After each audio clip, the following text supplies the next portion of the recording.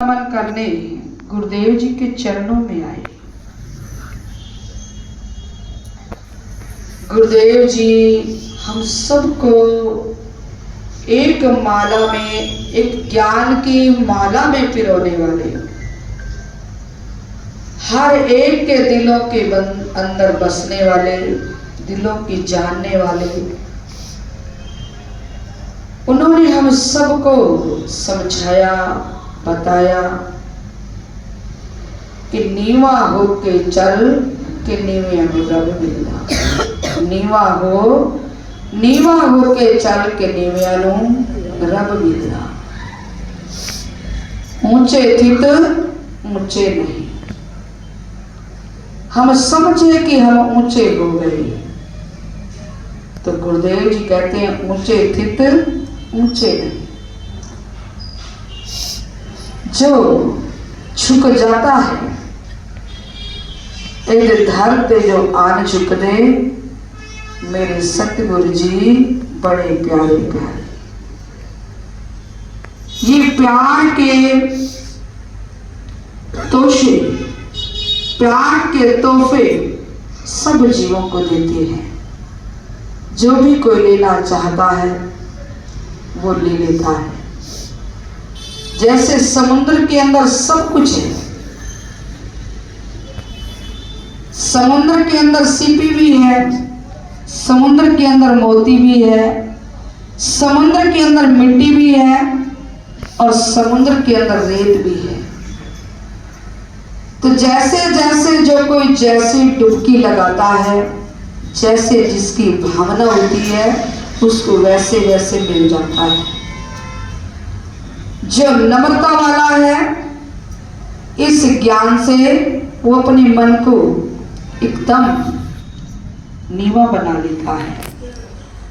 और जो ये समझ लेता है कि मैं ही करता हूं और तो कोई कुछ करता ही नहीं, तो उसके हाथ में मिट्टी ही आएगी समुद्र से। ये समुद्र है जो गुरुदेव जी ने हम सब के लिए बनाया हुआ है। एक संसार समुद्र है, एक ये ज्ञान समुद्र है। इस ज्ञान समुद्र के अंदर हम जितने भी मन को डुबकी लगवाएंगे उतने शहंशाह गुरुदेव जी कृपा करते जाएंगे। तो इसलिए संत महापुरुष हमारे श्री गुरु महाराज जी, हमारे प्यारे श्री महाराज जी यही फरमाया किया करते कि मन नु मार के मुझ कर ले, मुझको निका कोट भरे खजाने साहिब दे, जो चाहे सो लूट। ये ऐसा खजाना है, ये ऐसी खान है सतगुरु के चरण, सतगुरु का ध्यान।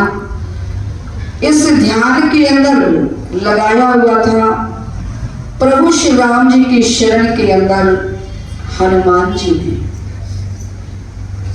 हनुमान जी ने भी लगाया हुआ था। जब प्रभु श्री राम जी और लक्ष्मण जी युद्ध के अंदर थे, रावण के साथ युद्ध चल रहा था उनका, युद्ध के अंदर मेघनाथ जी ने लक्ष्मण जी को शक्ति बाण लगा दिया। उसके मन में ये अभिमान आया कि मैंने इसको आज वध कर देना है। इसका ना रहेगा बांस, ना बजेगी बांसुरी, ना लक्ष्मण होगा, ना प्रभु, ना राम हमारा कुछ बिगाड़ सकेंगे। तो जब उसको शक्ति बाण लग गई, मेघनाथ ने मारा तो वो मूर्छित हो गए। मूर्छित हुए, अब सारे सोच में पड़ गए कि अब क्या किया जाए। सब परेशान हैं।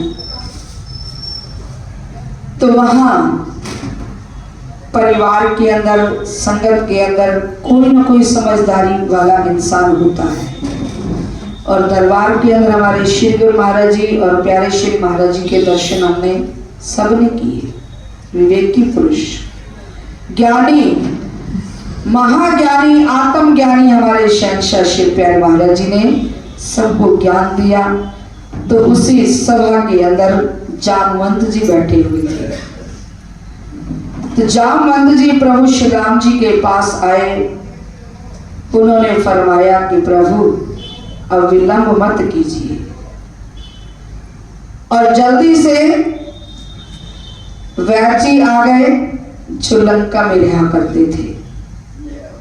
उनको बुलाया तो उन्होंने कहा कि ये एक इनके लिए औषधि है जो काम कर सकती है, वो संजीवनी बूटी है और वो है बहुत दूर पर्वत पर। वहां अगर से कोई वहां से ला दे तो ये जीवित हो सकता है, उठ सकता है लक्ष्मण। तो जामवंत जी के कहने पर प्रभु श्री राम जी ने हनुमान जी को इशारा किया और कहा कि ये काम आप ही कर सकते हो और कोई नहीं कर सकता। हनुमान जी हाथ जोड़कर खड़े हुए और प्रभु श्री राम जी का नारा लगाकर वो जो भी काम किया करते जय श्री राम की आवाज को लगा दिया करते। जैसे हमारे श्री प्यारे महाराज जी कोई भी काम करते या किसी से करवाते तो श्री गुरु महाराज जी का नाम लेकर वो हर काम को किया करते। बोलो श्री ओम भगवान की जय। हर कार्य को महाराज जी ने किया और अपना नाम भी नहीं किया। तो जैसे ही प्रभु की आज्ञा को लेकर हनुमान जी चले, हनुमान जी पहुंच गए जहां संजीवनी थी, वहां पहुंचे। अब देख रहे हैं कि कैसे कौन सी संजीवनी है, मुझे कैसे पता चले, पता नहीं। तो उन्होंने ऐसा किया कि सारा पर्वत ही उठा लिया, पर्वत को लेकर चल दिए।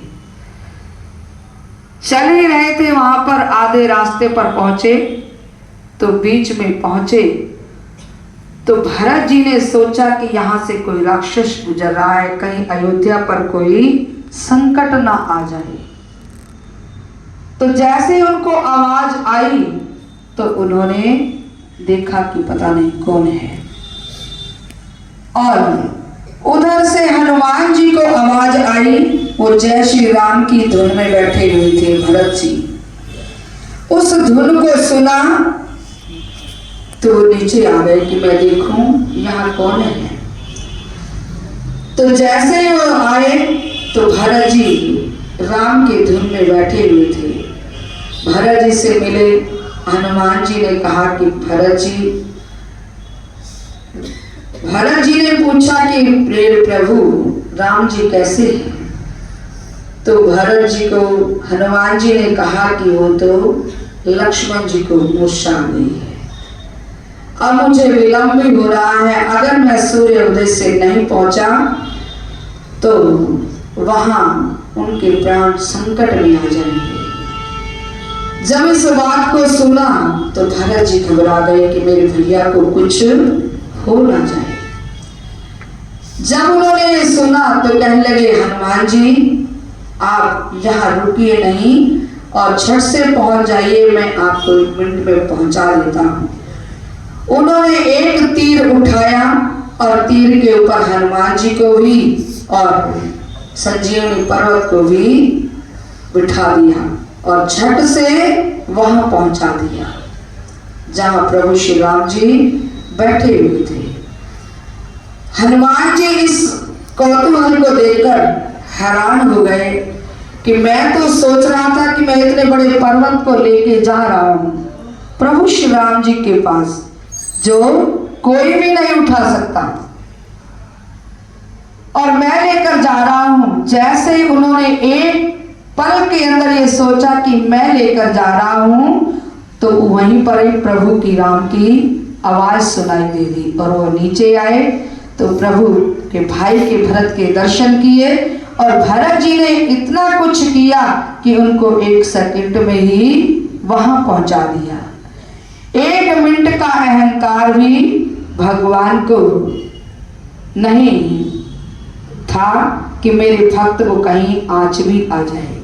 उधर भी लाज रखी और इधर भी दिखा दिया कि आपसे भी ज्यादा ऊंचा नाम करने वाले, नम्रता के अंदर भरत जी ने जो समाधि लगाई थी नंदीग्राम के अंदर, तो फल नीमे वृक्षानु लगदा कि जो कोई वृक्ष देखता है, जो वृक्षों को देखता है, जब फल लगता है तो झुक जाता है। झुकते हैं वो जिसमें जान होती है, अकड़े रहना तो मुर्दे की पहचान होती है। उनका एक पल का अभिमान 1 मिनट में ही जो नाश हो गया, और वो हर वक्त सेवाओं के अंदर रहे, तो इसलिए भगवान ने हर समय उन्हें बचाया। तो हम प्रभु